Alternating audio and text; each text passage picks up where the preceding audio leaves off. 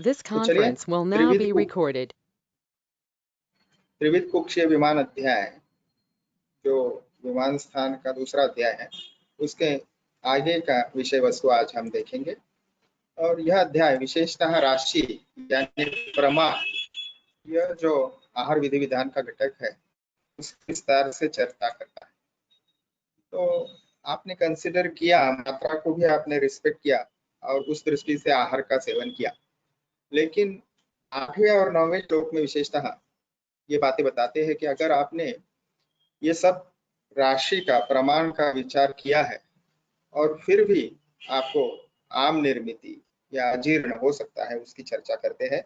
न च खलु केवलम अतिमात्रम एव आहार राशिम आम प्रदोषकरम इच्छन्ति अपितु खलु, यानी केवल जो है वो अति मात्रा में आहार सेवन करना, यह आम प्रदोषकर भाव नहीं है। अन्य भी कुछ घटक है, जैसे गुरु, रुक्ष, शीत, शुष्क, द्विष्ट, विष्टम्भी, विदाही, अशुचि, विरुद्धानाम, अकाले च अन्नपानम, उपसेवनम, काम, क्रोध, लोभ, मोह, ईर्ष्या, रि, शोक, मान, उद्वेग, भय, उपतप्त मनसा वा यद अन्नपानम उपयुज्यते तद अपि आम एव प्रदूषयति।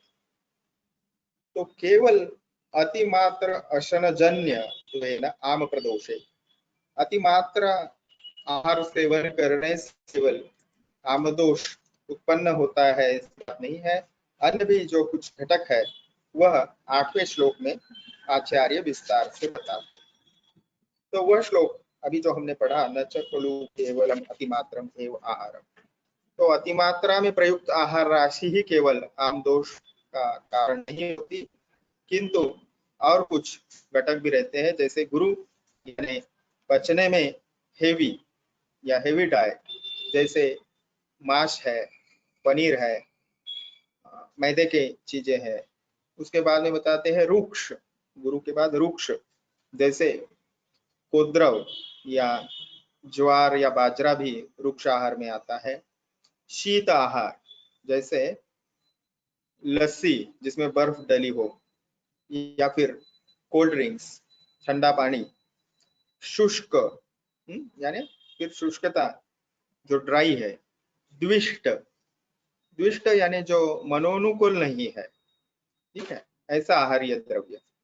विष्टम्भी, यानी विष्टम्भी के बारे में हम कहेंगे जो पाकावस्था में अधिक मात्रा में वायु को प्रतिलोमित करता है और इस कारण विष्टम्भ युक्त, यानी वह हलचल बिल्कुल नहीं होती जिस आहार के खाने के कारण। ऐसे उदाहरण ग्रंथों में मिलते हैं, जैसे पनस और लकुच। फिर विदाही, विदाह उत्पन्न करने वाले, जैसे मिर्च है, सरसप है। उसके बाद में अशुचि, यह एक कारण दिया है। अशुचि यानी जो भी पात्र है या वातावरण है वह शुद्ध न होना, अनक्लीन होना। फिर विरुद्धान्न, विरुद्धान्न एक विस्तृत कल्पना है। आयुर्वेद का विरुद्ध अन्न के बारे में बहुत डिटेल में विचार है। तो वो संयोग विरुद्ध, वीर्य विरुद्ध, काल विरुद्ध, ऐसे विभिन्न उसके प्रकार हो सकते हैं, ग्रंथों में बताए भी है। असमय भोजन, अकाले, ओके। तो अन्नपानानाम उपसेवनम, उपसेवन का अर्थ सिद्धिस्थान में हमें आहार या भोजन ऐसा मिलता है, चक्रपाणि दत्त टीका में समझाते हैं। और आगे कुछ अन्य भाव बताए हैं, जैसे मानसिक या साइकोलॉजिकल फैक्टर्स हम कहेंगे, काम, क्रोध, लोभ, मोह, ईर्ष्या। और वहां पे री का ट्रांसलेशन हमने लज्जा ऐसा करना चाहिए। शोक, मान, उद्वेग, भय, ठीक है। तो ये सभी कारण जो है केवल राशि या प्रमाण यह कारण नहीं है, तो ये अन्य घटक भी जो है वो आम प्रदोषकर या आमोत्पादक हेतु बन सकते हैं। चक्रपाणि दत्त जी टीका में बताते हैं, अतिमात्र अशनजन्यत्वेन आम प्रदोषे वक्तव्य अन्यतः च यत् आम प्रदोषो भवति तम आह, यानी केवल अतिमात्रा में प्रयुक्त आहार के अतिरिक्त अन्य जो आम प्रदोषक हेतु है वह इस श्लोक में उनकी चर्चा की जा रही है। और आगे बताते हैं कामादिभिः मानस उपघाताः प्रभावात एव अन्नम दूषयति। तो मानस भाव आहार को कैसे प्रदूषित करते हैं, तो उसका वो कारण बताते हैं प्रभावात एव। प्रभाव है, आप द्रव्यगुण विज्ञान विषय में ये विस्तार से देखने वाले हो।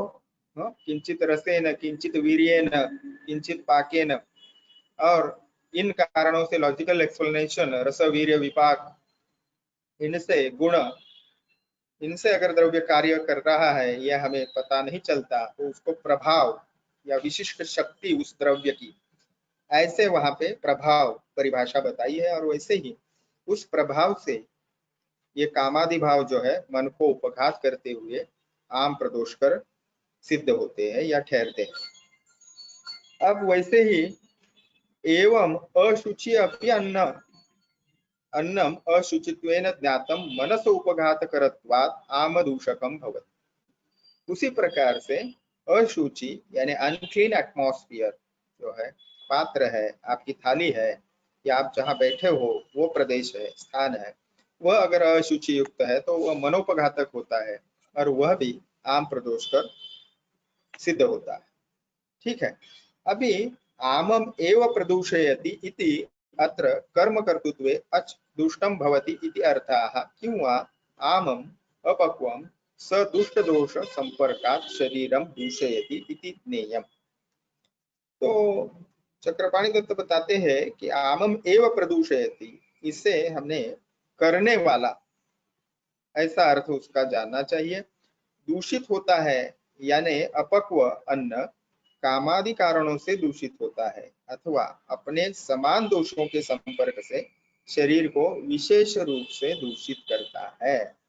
ठीक है, तो नेक्स्ट श्लोक की तरफ जाते हैं। So the quantum of food is not only the cause of formation of आमा, okay, but there are some more causes which are discussed in this verse, that is the verse number 8, and those the property food proper consuming which are having properties dry, cold, dehydrated, dislike, etc. So these are the English version you can understand. अभी यही जो भाव है गद्यमय श्लोक में दिया हुआ, वह प्रकट करते हैं पद्यमय श्लोक, और वह आप कंठस्थ भी कर सकते हो। हमेशा लगने वाला ये श्लोक है, तो आप जरूर इसको कंठस्थ करें। और वहां पे मात्रया अपि अभ्यवृतम पथ्यम च अन्नम न जीर्यति चिंता शोक भय क्रोध दुख शय्या प्रजागरहि। तो चिंता भय शोक क्रोध दुख शय्या यानी दिन में शयन और रात्रि में जागरण, ये कारण जो है वो आप मात्रा पूर्वक आहार भी सेवन अगर करते हो तो आपको वह फायदा नहीं प्राप्त होगा, और या पथ्यकर आहार आपने सेवन किया है तो भी उसका पचन ठीक से नहीं होगा। तो ये कंसाइज फॉर्म बताते हैं और उसमें और दो भाव जोड़ देते हैं, चिंता भय शोक क्रोध दुख, ये तो पहले आ चुके थे 8वें श्लोक। फिर यहाँ पे शय्या और प्रजागर, ये दो और कारण बताते हैं। रात्रौ जागरणम रुक्षम स्निग्धम प्रस्वपनम दिवा, तो ये विकृत स्निग्धता यानी कफ दिन में सोने से पैदा होगा, और रात्रि में जागरण करने से रुक्ष गुण की वृद्धि होगी, और पर्याय से वात की वृद्धि होगी। और इसलिए कफ और वात का प्रकोप अगर हमें टालना है तो ही हमने ये आदर्श दिनचर्या जो आयुर्वेद में बताई है वो फॉलो करनी चाहिए। दिन में शयन नहीं करना है, रात्रि में जागरण नहीं करना है, और ये भी भाव जो है वह अच्छे आहार विधि के लिए आवश्यक है।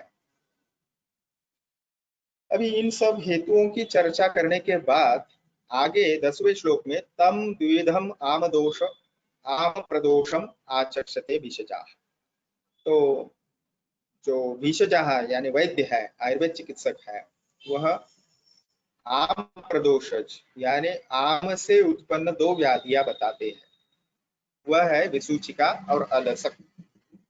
द्विविधम इति आदौ अलसक एव दंडालसकम आम विषयोः अवरोधो ज्ञेयाः तयो अपि हि दोषो अप्रवर्तमानत्वात् अलसीभूत एव भवति।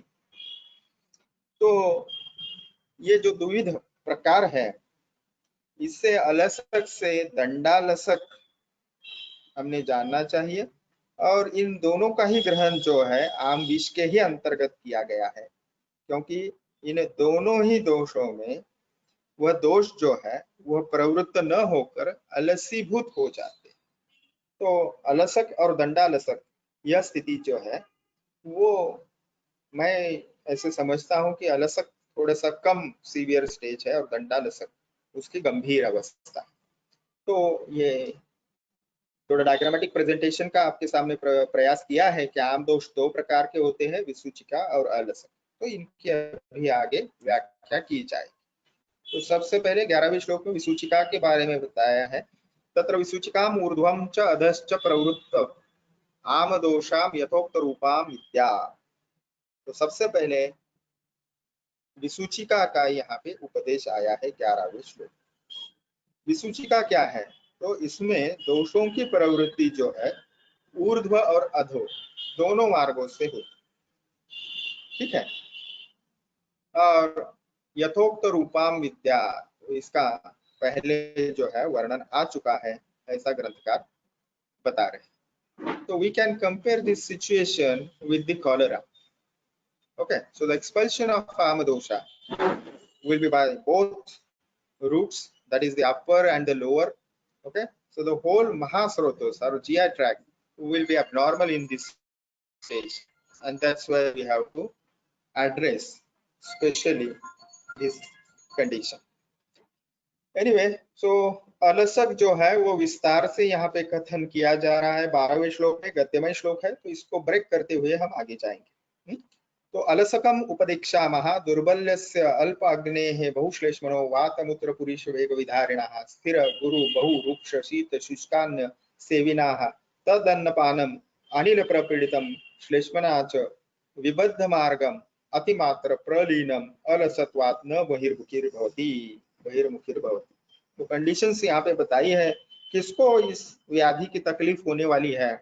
तो पहले फिनोमेना बताते हैं, हर एक को नहीं होने वाली, लेकिन जो व्यक्ति दुर्बल है, जिसकी मंदाग्नि है, अति श्लेष्मा कफ अधिक्य है, बहुश्लेष्मा उसका शरीर है, ऐसी जो व्यक्ति है, ऐसी व्यक्ति अगर ये आगे के हेतुओं का सेवन करते हैं, विहारात्मक हेतु पहले बताए हैं, वात मूत्र पुरीश वेगों का धारण करना, फिर आहार का सेवन बताते हैं, स्थिर गुरु, स्थिर यानी सॉलिड, ओके, जो ठोस है ऐसा आहार का सेवन करना, गुरु यानी पचने में जो जड़ है या हैवी है, बहुरुक्ष शीत शुष्क अन्न का जो सेवन करता है।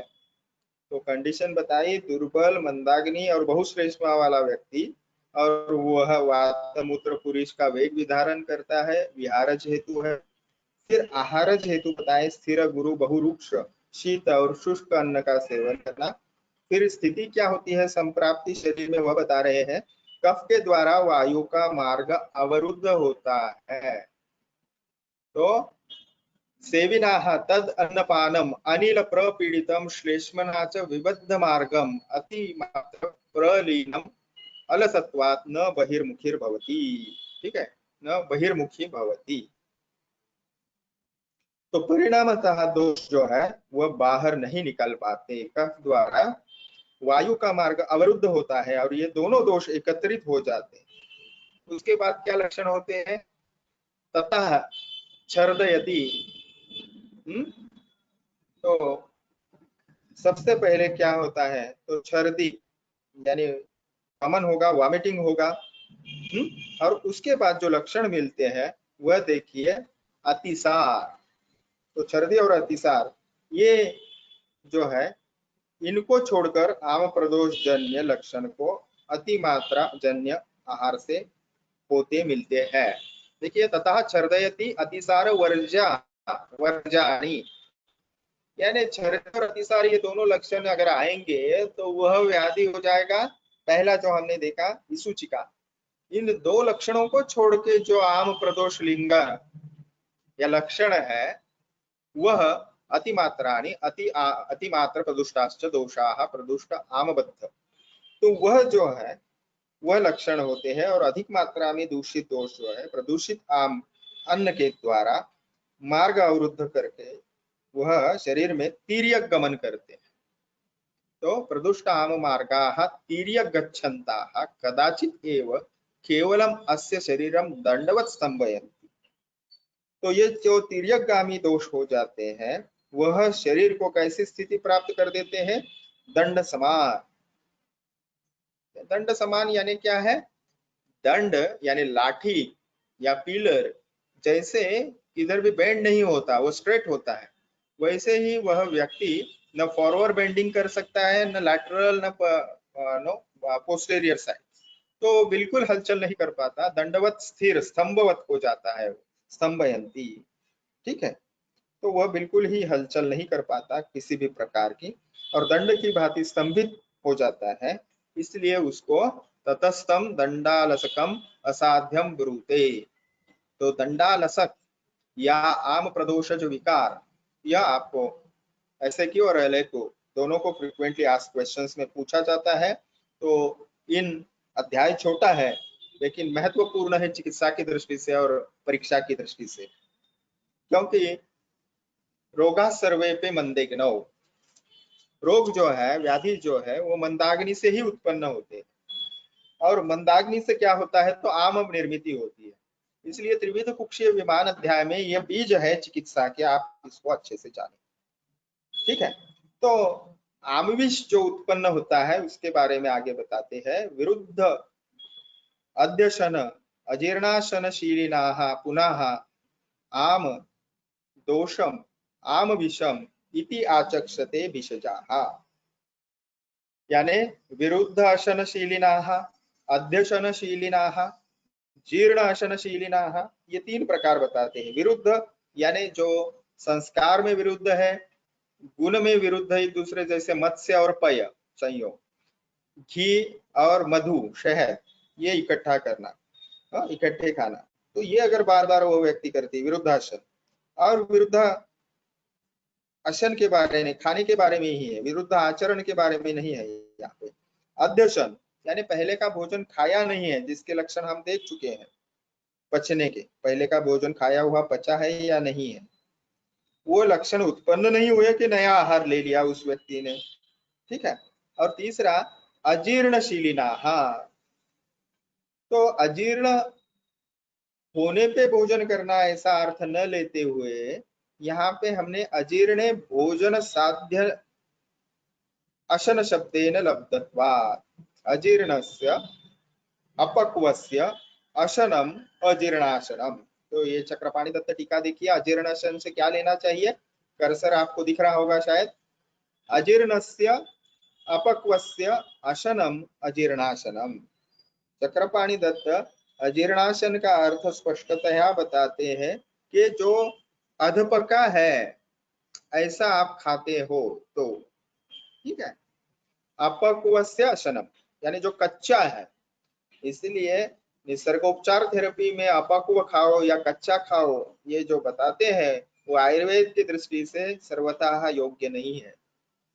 तो मानव का आहार पका हुआ जो भी निसर्ग में या नेचर में अवेलेबल है, उसको थोड़ा पचने का जो है वो लघु बनाना चाहिए, पाक क्रिया करनी चाहिए, उसको कम से कम उबालना चाहिए और फिर खाना चाहिए।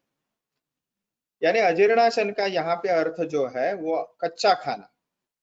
पुनः आम दोषम आम विषम इति आचक्षते भिषजाः।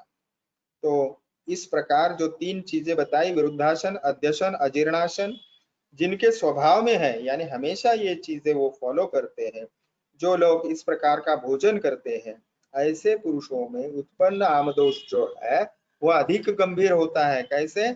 आमदोष विष सदृश लक्षण वाला होता है। विषम इति आचक्षते, आगे सूत्र भी आएगा, हमारे आचार्य बताते हैं, आमदोषम महाघोरम वर्जेत विष संज्ञकम। आमदोष जो है वह महाघोर यानी गंभीर होता है, चिकित्सा करने की बहुत दुष्कर होता है वह, और उसको वर्ज करना चाहिए। आमदोष निर्माण ही ना हो, उत्पन्न ही ना हो, ऐसे प्रयत्न करना चाहिए। और उसको विषवत, उसको विष संज्ञा हुई दी है ग्रंथकारों ने, आचार्यों ने हमारे, क्योंकि वो विष के समान शरीर में कार्य करता है। ठीक है। और जब आप अगतंत्र नामक विषय देखोगे उसमें गरविष नामक ये विष का प्रकार आएगा, उसमें आम विष भी है। ठीक है। तो विष सदृश लिंगत्वात् तत्परम असाध्यम, उसके विष समान लक्षण होते हैं, इसके लिए वह असाध्य है। क्योंकि विष समान लक्षण क्यों है? आशुकारित्वात् असाध्य क्यों है? उसके विष समान लक्षण होते हैं, वह परम असाध्य है यानी अत्यंत असाध्य है, यानी कोटि का असाध्य है। तम शब्द वहां पे है, परम, सॉरी तम नहीं, परम शब्द है यानी श्रेष्ठ असाध्य है वो।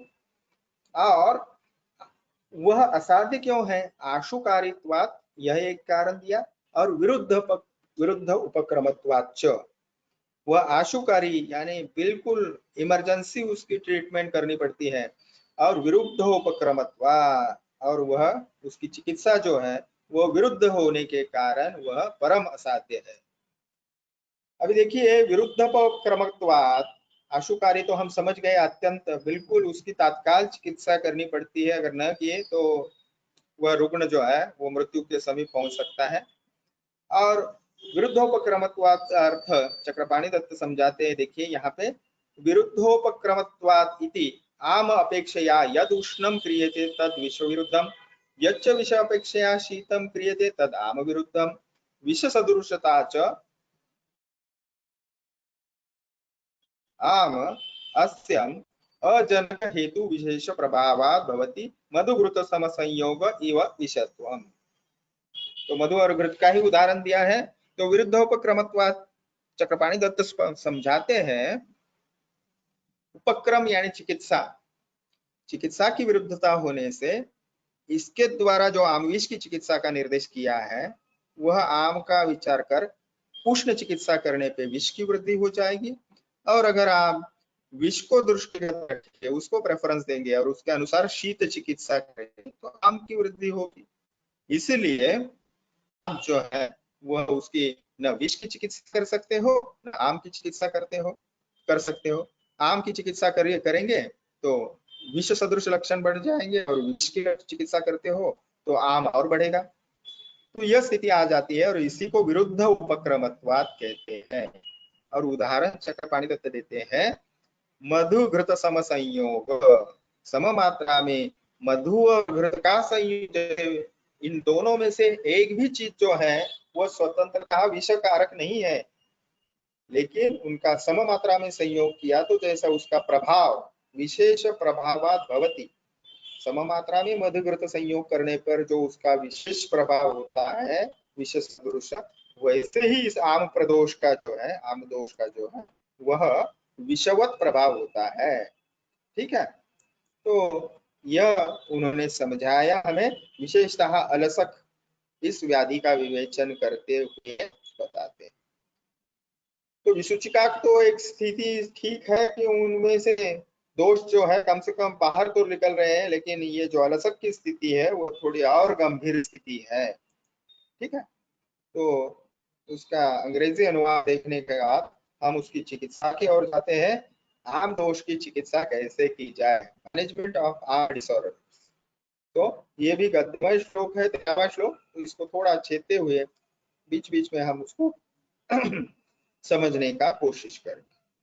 तत्र साध्यम आमम प्रदुष्टम अलसीभूतम उल्लेखयेत आदौ पाययित्वा सलवणम उष्णम वारि। तो ये सबसे पहली चिकित्सा करनी है कि अलसीभूत जो आम है शरीर में उसको पहले बाहर निकालना है, और उसके लिए उल्लेखयेत, ये जो शब्द है वह वमन के लिए है, और वमन के लिए उष्ण जल लवण के साथ, समुद्र लवण जो हम नमक खाते हैं घर में, वो सादा नमक जो है वो गर्म पानी में मिला के रुग्ण को, उस व्यक्ति को वमन करवाना है, तो वो आम जो है वो बाहर निकल जाए। ठीक है। विसूचिकायाम स्वेदनवर्ती प्रणिधानाभ्याम उपचारयेत उपवासयेत च एनम। तो पहले अलसीभूत आम की चिकित्सा बता दी, यानी अलसक की। ठीक है। और उसके बाद फिर वह बता रहे हैं विसूचिका की। विसूचिका के लिए स्वेदन वर्ती यानी फलवर्ती का प्रयोग, और इनसे दोषों को बाहर निकालना है। और इस स्थिति में उपवास चयनम, उपवास यानी लंघन चिकित्सा यहाँ पे करनी चाहिए, क्योंकि आम दोष है, अग्निमांद्य उसमें प्रचंड है। तो ऐसे वक्त केवल और केवल उपवास लंघन ये श्रेष्ठ औषध है। ठीक है, तो आगे बताते हैं, अतः लंघनम एव आग्रे विरिक्तवच्च अनुपूर्वी। तो इसमें सबसे पहले क्या कराना है, लंघन यानी उपवास कराना है, और फिर विरेचन युक्त पुरुष के संसर्जन क्रम की यदि बताया है, यानी विरेचन के बाद जो संसर्जन क्रम बताया है वह क्या है, वमनवत है, वमन का जो है वह, तो उसको संसर्जन क्रम को फॉलो करना है। ठीक है, यानी पेया मंड विलेपी इस क्रम से अन्न काल देखते हुए फिर वो उसको लाइट टू हेवी डाइट यानी नॉर्मल डाइट ऐसे उसको लाना है क्रमशः। ठीक है, आम प्रदोषेषु तु अन्न काले जीर्ण आहारम पुनः दोष अवलिप्तम आमाशयम स्थिमित गुरु कोष्ठ स्थिमित गुरु कोष्ठम अनन्नाभिलषणम अभिसमीक्ष आम प्रदोष दुर्बलोच न तो एव जीर्णाशनम। तो यहाँ पे ग्रंथकार स्पष्ट बताते हैं कि अन्न काल उपस्थित होने पर, यानी रुग्ण को अगर भूख लगती है तो आहार के जीर्ण होने के बाद दोषों के द्वारा आमाशय लिप्त न हो, अर्थात दोष आमाशय में लिप्त न होने पर, यानी आम के लक्षण नहीं है, कोष्ठ भारी एवं जकड़ाहट से युक्त हो ऐसी स्थिति में, और अन्न के प्रति इच्छा न हो, तो इसका विचार करते हुए शेष दोषों के पाचन के लिए और अग्नि संदूषण यानी अग्नि दीपक ऐसे औषधों का प्रयोग करना चाहिए, न कि अजीर्ण अवस्था में भोजन करना चाहिए। यानी अजीर्ण अवस्था में भोजन का सर्वतः निषेध बताया है, बिल्कुल नहीं करना है, आहार लेना ही नहीं। आम प्रदोषेषु तु अन्न काले जीर्ण आहारम पुनः दोष अवलिप्त आमाशयम स्थिमित गुरु कोष्ठम अनन्नाभिलषणम अभिसमीक्ष आम प्रदोष दुर्बलोच न तो एव अजीर्णाशनम पाययेत दोष शेष पाचनार्थम औषधम अग्नि संदूषणार्थम। केवल औषध देना है उस व्यक्ति को, रोगी को, आहार बिल्कुल नहीं देना है, क्योंकि अशो औषध जो है वह पचने में भी अग्नि यानी वहां पे जाठरा अग्नि थोड़ी बहुत ज्वलित या प्रज्वलित रहनी चाहिए, और इसलिए उसको आहार न दे, केवल औषध दे। तो औषधम अग्नि संदूषणार्थम, प्रयोजन क्या चाहिए, औषध किस लिए देना चाहिए, तो अग्नि का संदूषण करने के लिए, यानी उसे चेताने के लिए। अग्नि न युगपत दोष औषधम आहार जातम च पक्ष। तो दोनों यानी दोष का पाचन, फिर औषध का पाचन और आहार का पाचन, ये तीनों चीजें संभव नहीं है। इसीलिए दोषों के पाचन के लिए और अग्नि के संदूषण के लिए औषध देना है, आहार बिल्कुल नहीं लेना। शक्तः अपि पुनः विकाराणाम अपतर्पणेन एव उपरमो सहसय एव आतुरम अबलम अतिपातये। तो इसका विचार करते हुए हम केवल और केवल अग्नि संदूषणार्थ औषधों का प्रयोग करेंगे। साथ में देखिए, आम दोष, औषधि विभ्रम एवं आहार अति बलवान होने के कारण मंदाग्नि युक्त रोगी की सहसा इसके द्वारा मृत्यु हो जाती है। तो केवल और केवल अपतर्पण की चिकित्सा करनी चाहिए। अगर हमने सती तु अनुबंधे कृत अपतर्पणाम व्याधिनाम निग्रहे निमित्त विपरीतम अपास्य औषधम आतंक विपरीतम एव अवचारयेद यथास्वम।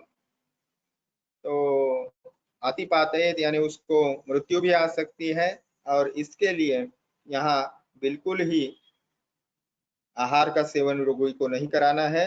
इस व्याधि में आम दोष में आहार और औषधि इनका विभ्रम यानी कंफ्यूजन रहता है, क्योंकि चिकित्सा विरुद्ध पड़ती है। ऐसे स्थिति में प्रकोपित मंदाग्नि जो है वो पुरुष को मार डालता है। और इसलिए क्या करना चाहिए, सर्व विकाराणाम अपि च निग्रहे वा कुशलाः तदर्थकारी हेतु व्याधि विपरीतम औषधम इच्छन्ति विमुक्त आम दोष प्रदोषस्य पुनः परिपक्व दोषस्य दीप्ते च अग्न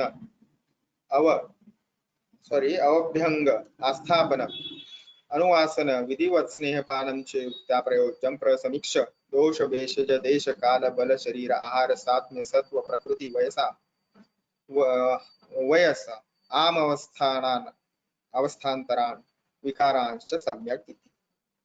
तो इसीलिए हमने क्या करना चाहिए, तो आम प्रदोष विकारों का जो है वह प्रशमन अपतर्पण से करना है।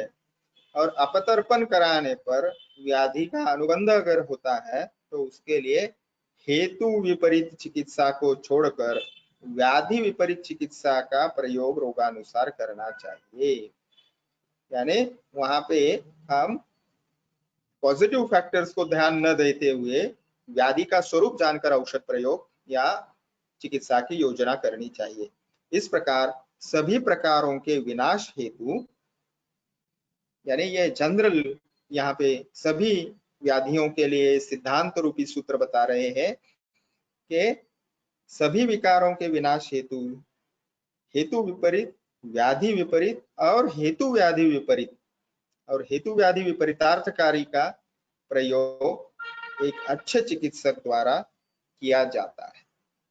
तो आम दोष के नष्ट हो जाने पर, दोष पुनः निराम हो जाने पर अग्नि अगर प्रदीप्त हो जाए तो ये जो चीजें बताई है, दोष काल, दोष भेषज देश काल बल शरीर आहार सात्म्य सत्व प्रकृति वय और अवस्थान्तरान विकारांश और विकारों की अवस्था, इनका विचार करते हुए युक्ति पूर्वक, यानी वैद्य ने निश्चय करना है अभ्यंग अनुवासन बस्ती, फिर वहां पे बताया है अनुवासन बस्ती, अस्थापन बस्ती और फिर स्नेहपानम, स्नेहपान करवाना है।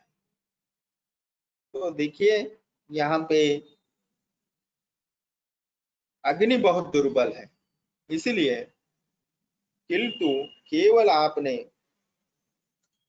औषध की योजना करनी है, लेकिन वह विपरीत जो है वह अग्नि को नहीं होनी चाहिए, यानी अग्निमांद करने वाली नहीं होनी चाहिए। इस प्रकार से हमें वह विस्तार से बताते हैं। सबसे पहले आम दोष की चिकित्सा बता दी, उनमें उल्लेखन यानी वमन कराना है, और वो भी saline water, warm saline water यानी लवण युक्त पोषण जलपान कराना है। उसके बाद स्वेदन, फिर फलवर्ती का प्रयोग पातकीय अनुलोमन के लिए। यहाँ चित्र में आप देख सकते हो आसानी से, वमन स्वेदन ये आपको पता है। ये मार्केट में सपोजिटरी रेडी अवेलेबल है, अभी पहले नहीं थी, लेकिन साउथ के फार्मेसीज की बहुत सारी सपोजिटरीज अवेलेबल हो रही है और अच्छे पैकिंग में आती है, तो इनका उपयोग आप वातानुलोमन के लिए कर सकते हो।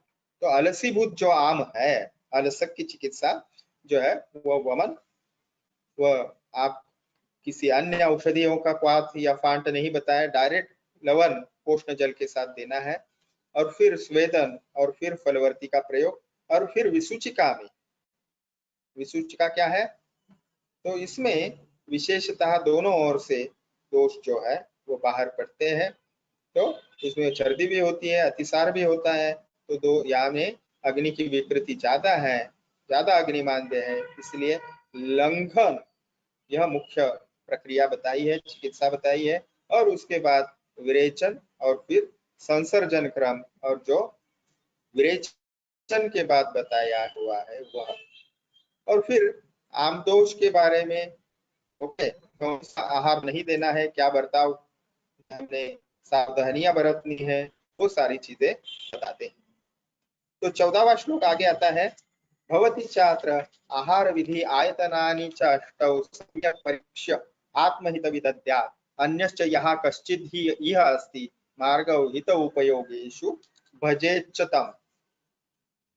तो अनुक्त विधि उपग्रहार्थम आह, चक्रपाणी दत्त बताते हैं कि ये भवती छात्र जो है यहाँ से अनुक्त विधि का भी यहाँ ग्रहण किया गया है। अनुक्त विधि यानी स्पष्टतया यहाँ जो नहीं बताई है वह यहाँ पे उसका ग्रहण करना चाहिए।